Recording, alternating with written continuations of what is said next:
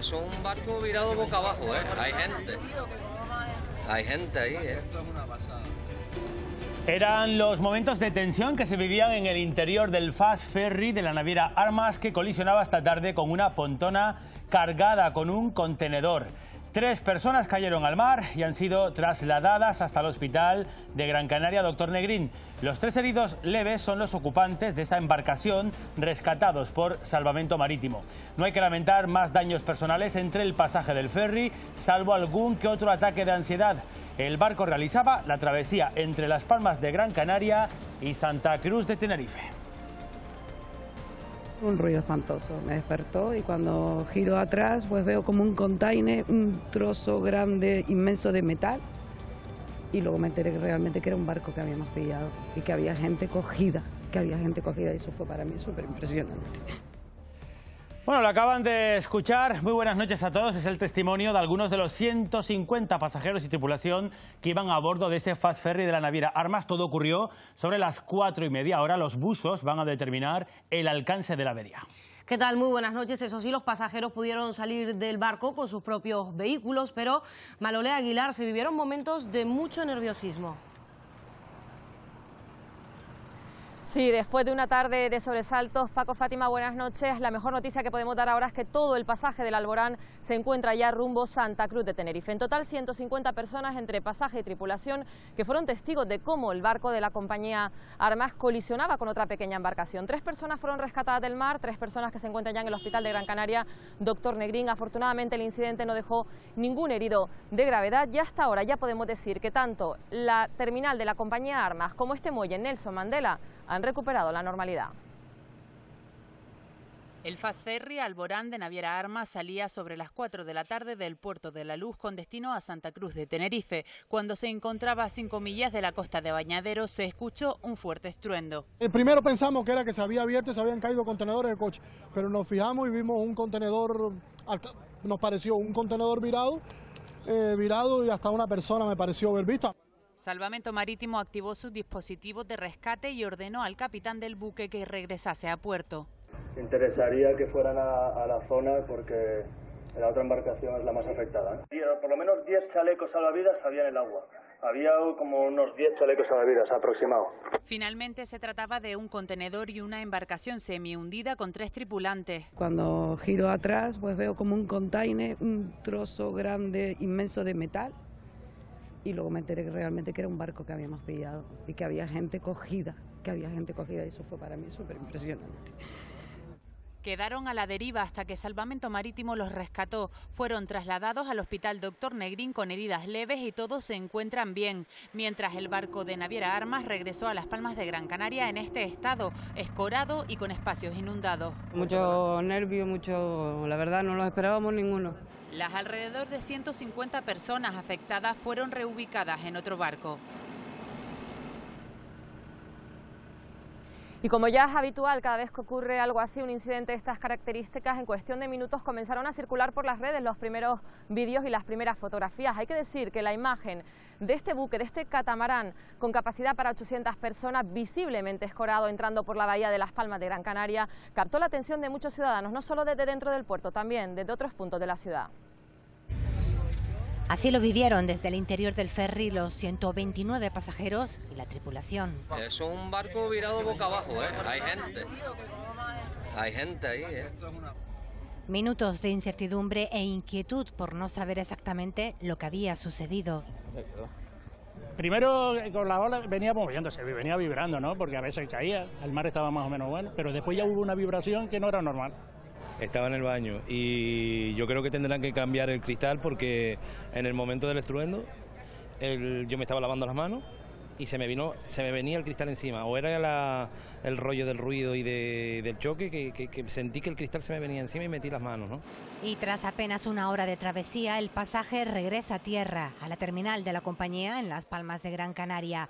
Allí son atendidos por personal de la naviera, con el susto aún en el cuerpo, pero sin heridos. Solo una mujer requirió asistencia médica por una crisis de ansiedad. Pues eso mismo, porque lo más importante es que este aparatoso accidente, sin duda, no deja daños personales mayores. Eso sí, hay 3 personas que viajaban en la pontona contra la que impactó este ferry de la naviera Armas, que cayeron de hecho al agua. Salvamento Marítimo las pudo rescatar a los 3. Vamos hasta el Hospital Dr. Negrín. Laura Montano, buenas noches. ¿Siguen ingresados todavía en ese hospital? Lo primero, cuéntanos, Laura, ¿cómo se encuentran?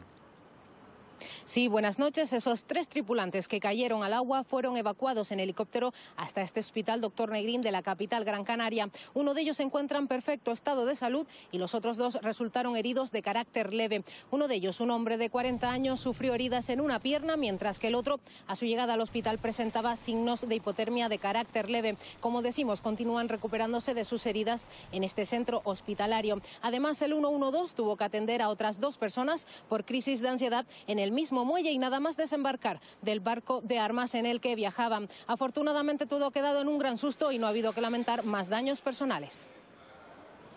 Gracias, Laura, desde el hospital. Y tenemos al otro lado del teléfono al portavoz de la naviera Armas, Manuel Vidal. Buenas noches.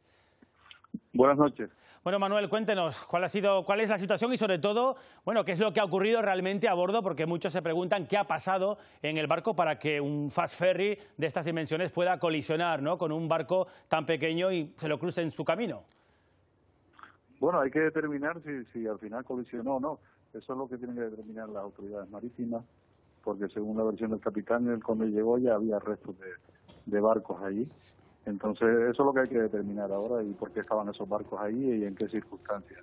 Lo cierto es que el catamarán pues no detecta nada que sea menor de 2 metros, porque lo considera una ola. Entonces, cuando ya se vio encima el capitán, encima de esa zona, y pasó en medio de restos de embarcaciones, y sintió el golpe ese, y bueno, la información que han dado ustedes está totalmente ajustada a lo que ha comunicado el capitán que ha sucedido.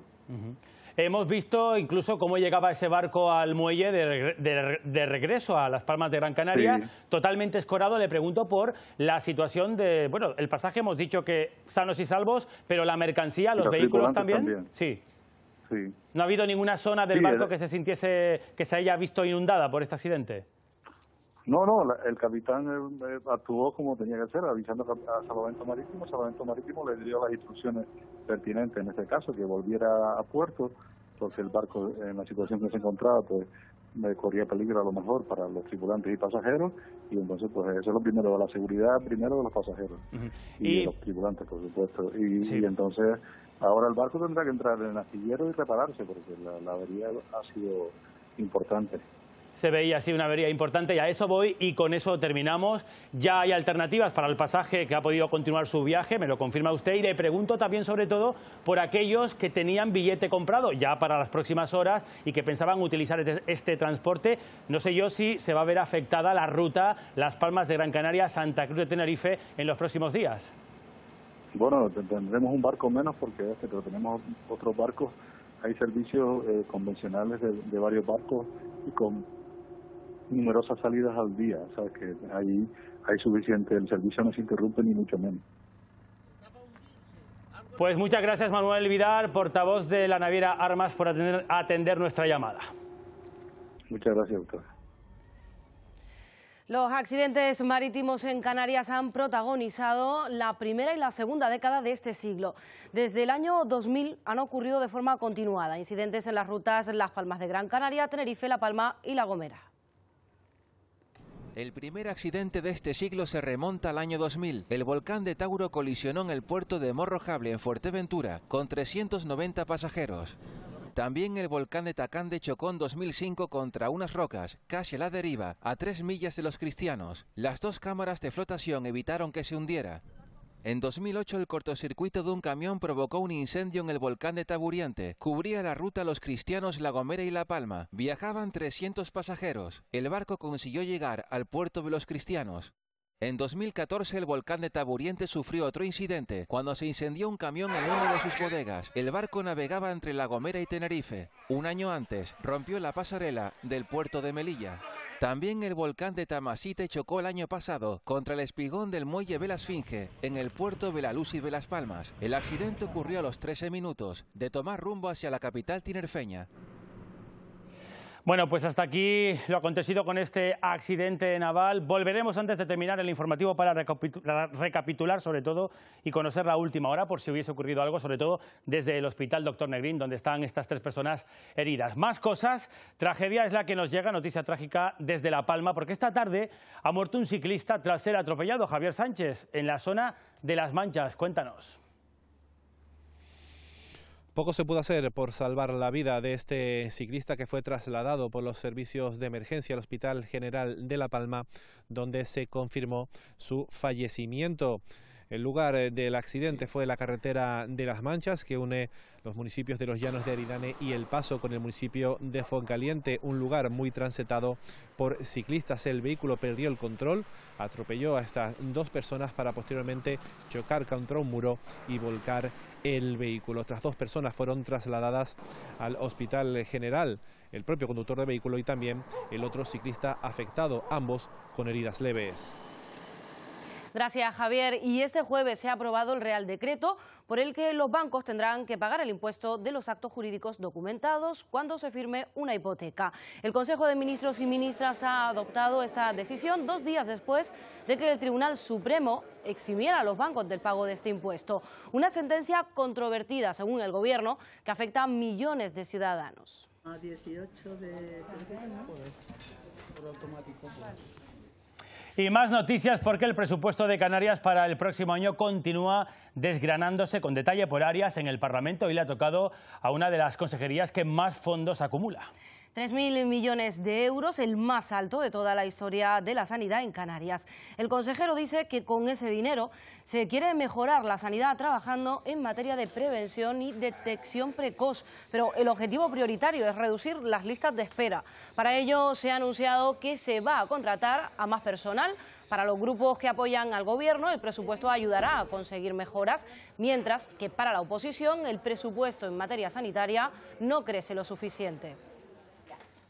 Actuar en todos los ámbitos de la intervención de la sanidad pública, desde la prevención, la detección precoz, la atención sanitaria, la rehabilitación, las políticas de personal, a finalizar las nuevas infraestructuras y dotarlas de equipamientos o a impulsar los planes sectoriales aprobados y en proceso, si bien nuestro objetivo prioritario es seguir reduciendo la lista de espera.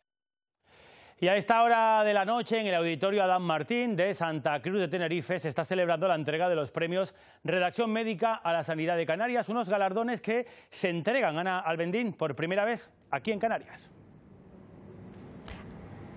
Así es la primera vez que se entregan estos galardones en Canarias. Su objetivo es resaltar las prácticas de excelencia que se están desarrollando en el campo de la salud en las islas y destacar la labor de sus profesionales. Hay un total de 40 nominados y 12 categorías que destacará la labor de sanitarios, de hospitales, de centros de atención primaria, también de asociaciones de pacientes, de empresas, de instituciones que trabajan en este sector en las islas. Un acto, como tú bien has dicho, que se está celebrando en este momento en el Auditorio Adán Martín de Tenerife y que cuenta con la presencia del presidente de Canarias, Fernando Clavijo, y también con la presencia del consejero de Sanidad, José Manuel Baltar.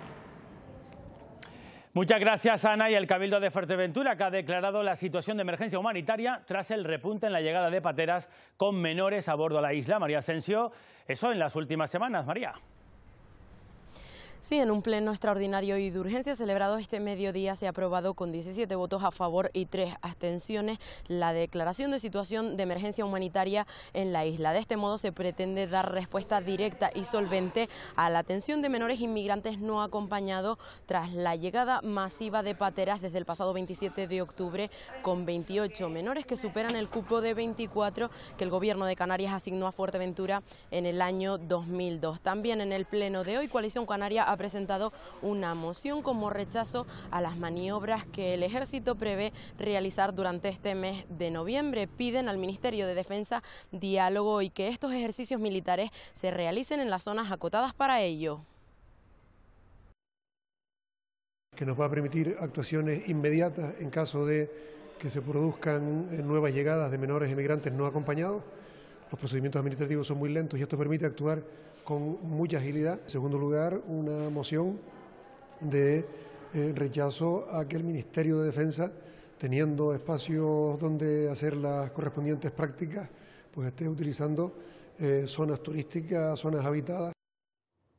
Casa África acoge desde hoy un encuentro de más de 60 oficiales de inteligencia del Frontex para analizar los flujos migratorios. Lo que más preocupa es el cambio de rutas migratorias desde el Mediterráneo central a las costas españolas. En lo que va de año han llegado más de 46.000 personas a Baleares y Península. En Canarias, según la delegada del Gobierno, las cifras son preocupantes pero no alarmantes. Han llegado en lo que va de año 57 embarcaciones, 5 veces más que en 2017.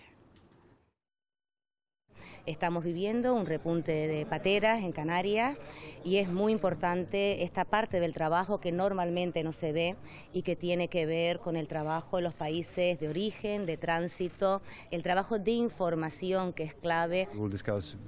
Discutiremos asuntos relacionados con la ruta mediterránea central y occidental que afecta principalmente a España.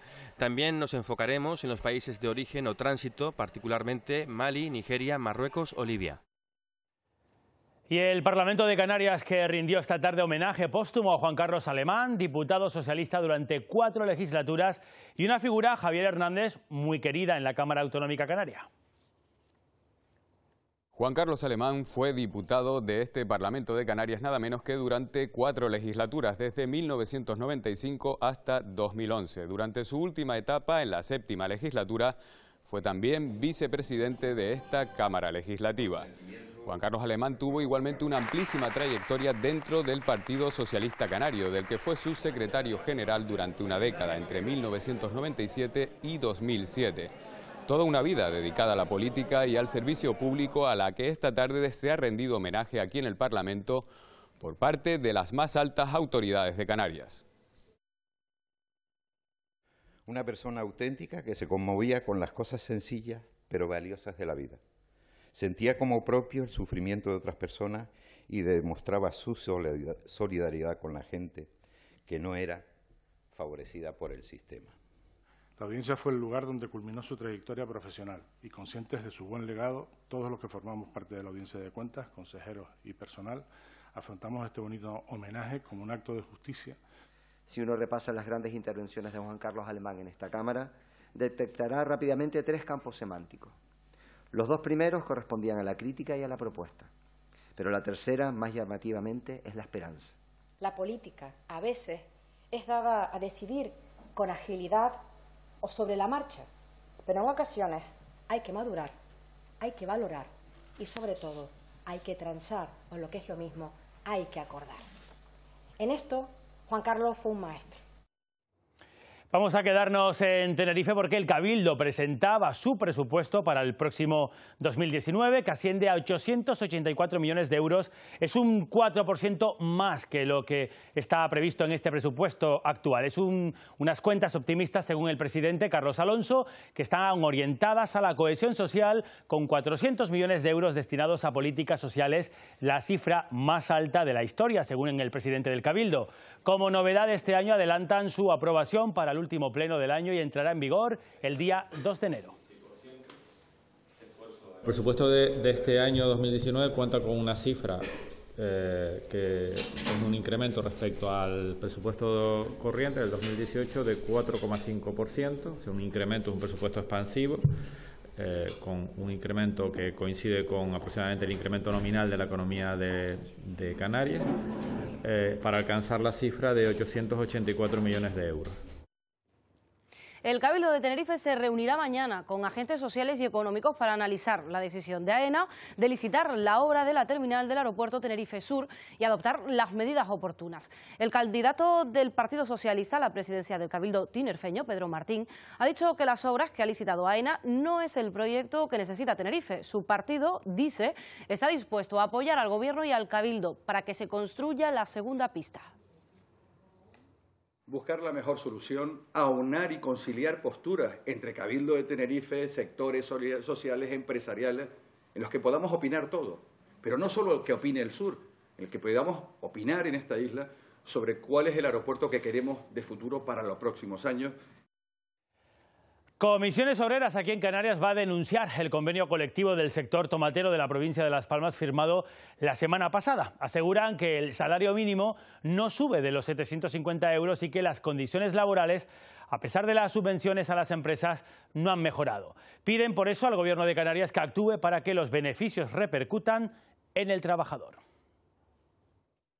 Que no se crean que porque haya un convenio colectivo firmado nos vamos a quedar con los brazos cruzados para que no cumplan con el salario mínimo interprofesional. Y desgraciadamente sabemos que tendremos que llevar esto a los juzgados, pero no nos vamos a quedar con los brazos cruzados. Ya está bien el machaque. La Fiscalía ha solicitado al Tribunal Superior de Justicia de Canarias que devuelva el llamado caso Grúas al juzgado de La Laguna. El Ministerio Público en su informe pide al tribunal que decida si reenvía la causa al juzgado original porque el presidente de Canarias ha dejado de ser aforado con la entrada en vigor del nuevo Estatuto de Autonomía. La Fiscalía no valora si hay indicios o no suficientes para abrir una investigación. Y más noticias porque fuera de Canarias los Mossos han detenido en Tarrasa a un francotirador que iba a atentar contra el presidente del gobierno, Pedro Sánchez. En la casa del detenido los agentes encontraron un arsenal, 16 armas de fuego, además de rifles de alta precisión. Se trata de Manuel Murillo, 63 años. Supuestamente estaba decidido a disparar contra Pedro Sánchez por la orden de exhumación de los restos de Franco del Valle de los Caídos. El presidente ha pedido serenidad y normalidad tras esta detención. Un exmarine mata a tiros a 12 personas en un bar de Los Ángeles. El autor de los disparos apareció muerto también en el interior del local. Y ese presunto asesino irrumpió en la sala donde se celebraba una fiesta universitaria. En el interior, unas 200 personas. Muchas lograron huir, pero hubo decenas de heridos. Primarias del Partido Popular Europeo eligen al alemán Manfred Weber como cabeza de cartel de los conservadores para las elecciones europeas de mayo del próximo año. Se postula para sustituir a Juncker, actual presidente de la Comisión. Weber obtuvo casi el 80, el 79% de los votos.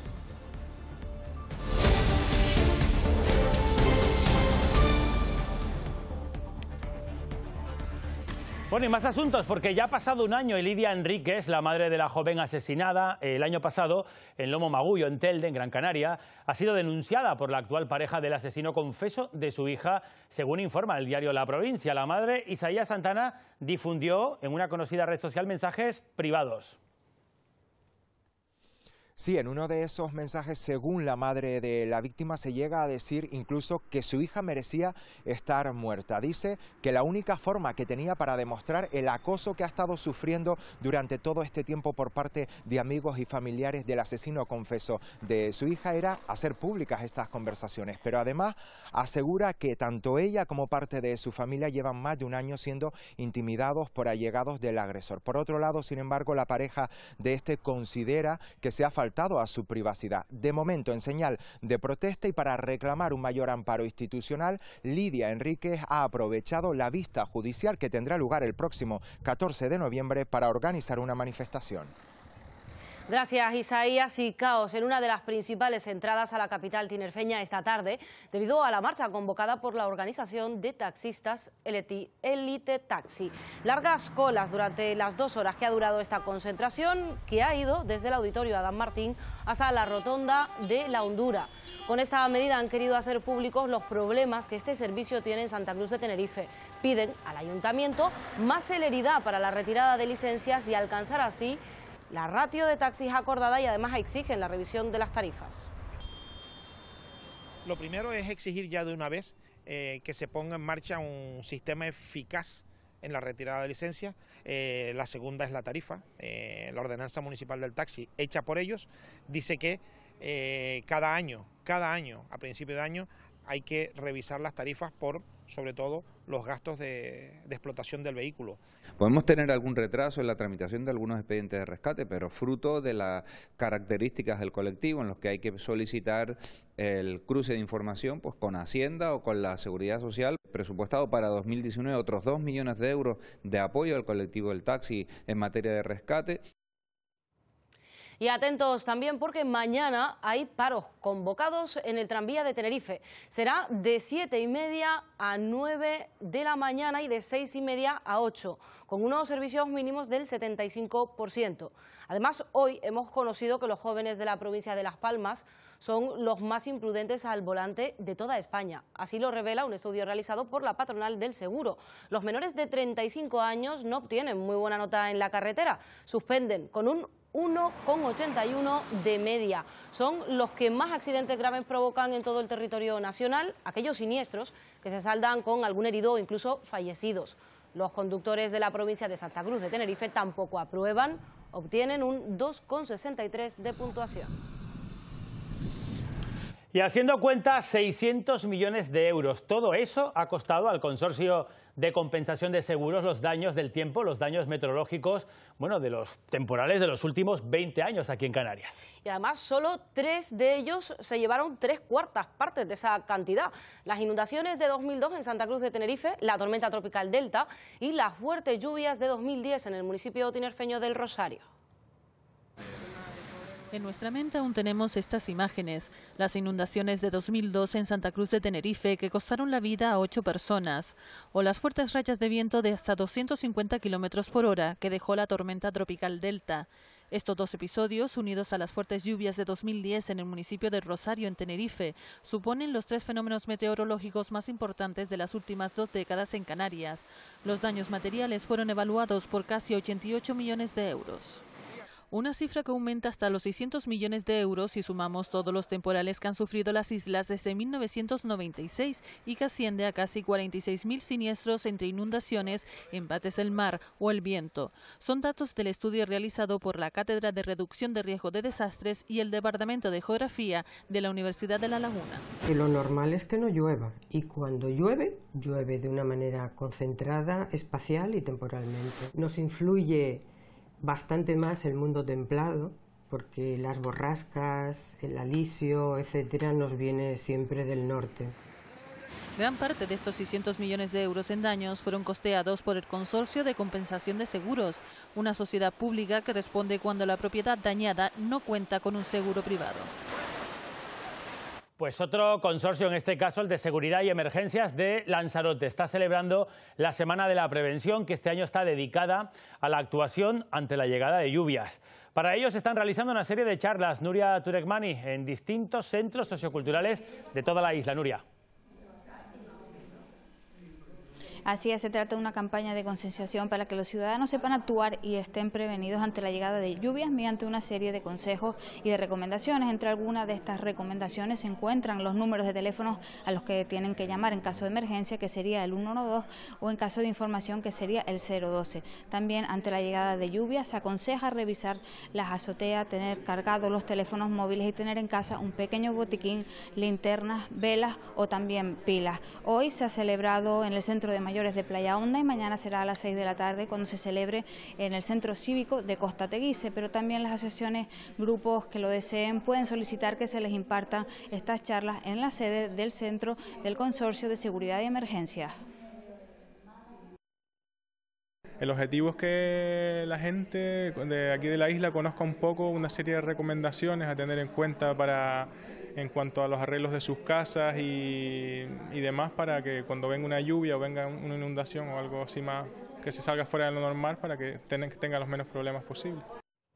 Lava Circular llega un año más a El Hierro. Es un proyecto cultural y artístico que recorrerá los 3 municipios de la isla durante estos días. Hoy se ha inaugurado esta edición con una ponencia dedicada a Lidia Marichal, a las energías limpias. Esta tarde arrancaba una nueva edición de Lava Circular aquí en el Mirador de la Peña. Arrancaba con una ponencia de Tomás Padrón, expresidente del Cabildo e impulsor de las energías renovables en la isla. Un proyecto de las energías limpias que persiguió a lo largo de los años hasta que se materializó en 2014 con Gorona del Viento. Lava Circular es un circuito dedicado al arte y la cultura que cuenta con el apoyo del Ayuntamiento del Pinar y el Cabildo, además de presentarse 33 proyectos canarios hasta el próximo 10 de noviembre. para descubrir rincones singulares de la isla y así todo eso a través de conciertos, charlas y exposiciones artísticas.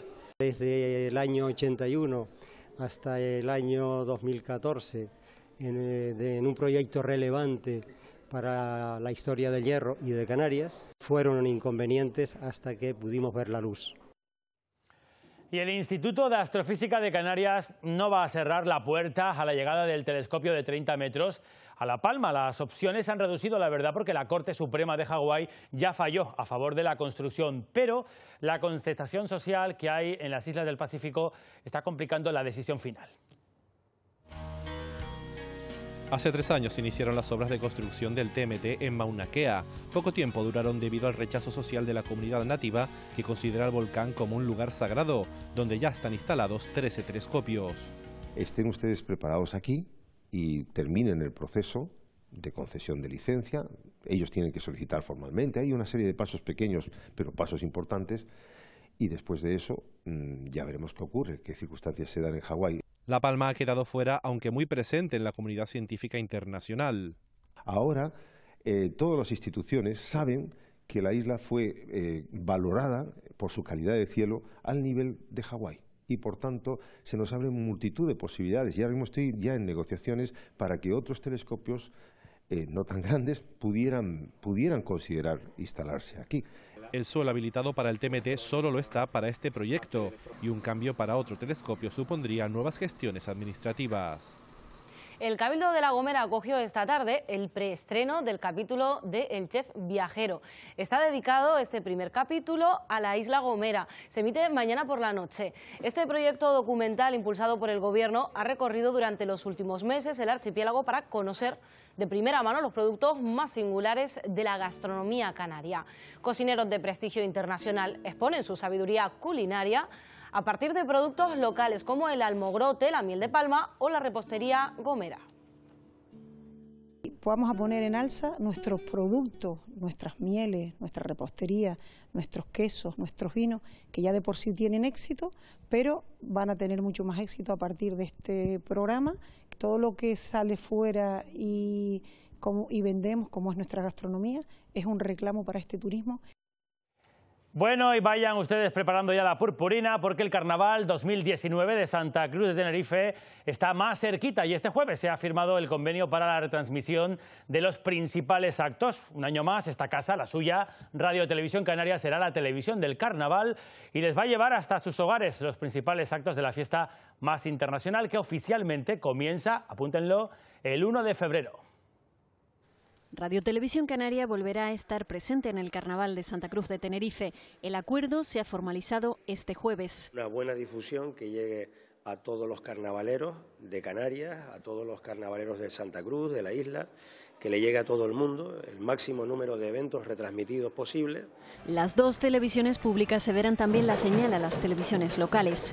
La confianza que ha depositado en estos dos medios, en estos dos magníficos vehículos para transportar nuestra señal a Canarias, insisto, al resto del país y al mundo, esa alianza vigorosa beneficia a nuestro archipiélago. El compromiso ineludible de llevar a todos los hogares del archipiélago los carnavales de Santa Cruz de Tenerife. Van a ser 84 horas de emisión. Vamos a llegar a todos los actos del carnaval, tanto en la radio como en la televisión. Esta casa ya arranca motores para participar con ustedes, como siempre, de la fiesta.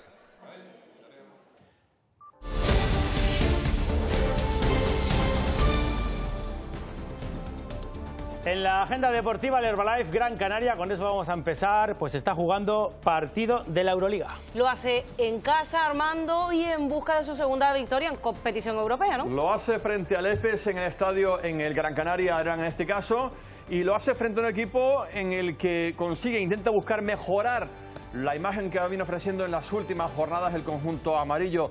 Y 2 días después recordemos que hay derbi. Y en fútbol, el tinerfeño Jorge Sáenz del Club Deportivo Tenerife vuelve a la selección sub-21 para disputar 2 partidos frente a Dinamarca y a Francia los días 14 y 19 de este mes, para los que también ha sido convocado Rafa Mir, el jugador de la Unión Deportiva Las Palmas, que repite tras sus 5 goles en 4 partidos. Pero Luis Enrique no ha llamado a ningún canario, ¿no?, para la absoluta. Así que no veremos a ningún canario en el Gran Canaria cuando juegue aquí la selección. Él se lo pierde. Él se lo pierde. Gracias, Armando. Bueno, enseguida la crónica deportiva, pero antes de terminar vamos a recuperar esa información sobre ese accidente naval ocurrido en aguas muy próximas a Gran Canaria, un ferry de la compañía naviera Armas contra una pontona que llevaba además un contenedor. Lo importante es la situación de los heridos, Fátima. Y vamos a ir hasta el Hospital Dr. Negrín, hasta donde los han trasladado. Está nuestra compañera Laura Montano. Muy buenas noches de nuevo.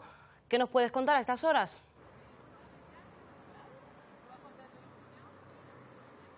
Buenas noches de nuevo. Pues esos dos tripulantes continúan siendo atendidos en este hospital Dr. Negrín en principio, y salvo que se produzcan mayores complicaciones, está previsto que podrían recibir el alta en las próximas horas. Estaremos muy pendientes de cómo evolucionan y cómo se recuperan de las heridas después de todo lo ocurrido. Por lo tanto, a pesar de lo aparatoso de este accidente, podemos decir que solamente se ha saldado con heridos de carácter leve. Muchas gracias, Laura. Nos quedamos con esa última hora y siempre pendientes de toda la actualidad. Hoy, última imagen, nos vamos a despedir con la exposición Show Me de Yapsi Ramos. Y la pueden ver en Tenerife porque está en el TEA, en el Espacio de las Artes. La obra nos acerca a problemáticas y realidades de las sociedades contemporáneas para enfrentarnos con temas que aún hoy siguen siendo considerados un tabú. Con esta obra les dejamos, pueden reflexionar y enseguida llegan los deportes y luego la información del tiempo. Pasen muy buena noche.